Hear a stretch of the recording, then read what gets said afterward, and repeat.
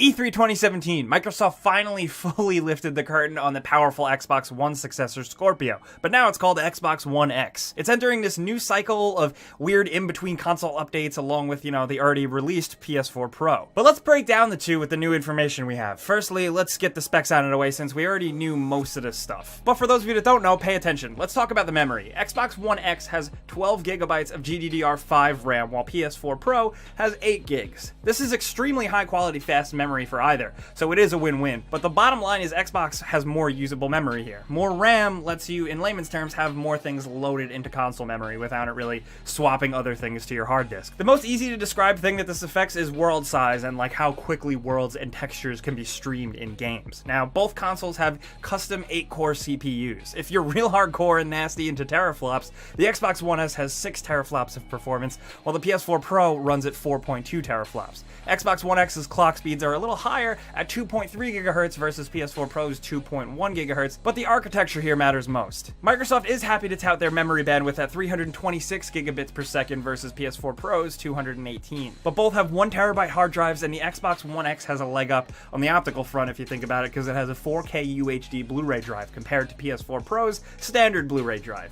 But the real meat here is graphical fidelity and resolution. Now, 4K is definitely the big buzzword. There's often a lot of confusion for some people, and even some misrepresentation by the big companies. Not everything is going to be true 100% 4K native, because that's very taxing on hardware, even on some good PCs. A large portion of PS4 Pro's games are not rendered at native 4K, believe it or not, but are upscaled to 4K using some pretty impressive encoding tech. If you don't have a 4K TV, PS4 Pro's added power can make certain games just have better graphics, be it frame rate, extra lighting, or whatever. Xbox One X is interesting because Microsoft is really pushing that true 4K factor. It too can not only make games look better, but make things look more impressive on 1080p TVs as well. While already existing big first-party Xbox titles are getting updates to push 4K on the Xbox One X, like Forza Horizon 3 and Gears of War 4, many of PlayStation's big hits have also gotten PS4 Pro updates as well. Uncharted 4, for example, doesn't run at native 4K, but it's rendered up to it and it looks pretty damn good. While we know Gears of War 4 will also get a resolution bump on the One X, we don't know if it's going to be native 4K or using clever trickery like Uncharted.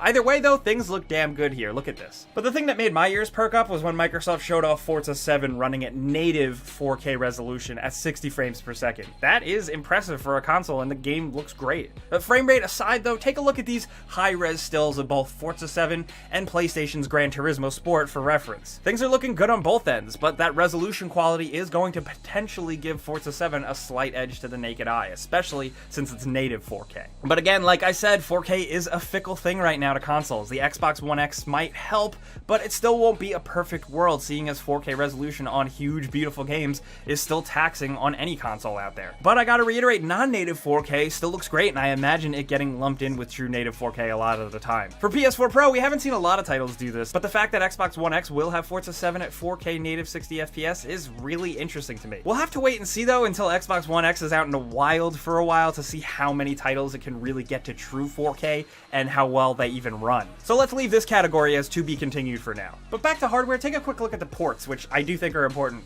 We've learned that the Xbox One X has the same ports as the Xbox One S, and there is quite a plethora of ports there. The only big difference is PS4 Pro doesn't have that HDMI pass-through port, but for most people that's a non-issue. And the Xbox One X controller is unchanged from the newest revision of the Xbox One S controller, which feels super nice and premium. It's got like this nice matte finish. The PS4 Pro and Slim did introduce a newer DualShock 4 with a slightly redesigned touch bar as well. Sometimes it's really the little things in life, honestly. But now, of course, let's talk price. The Xbox One X is releasing November 7th worldwide for $499.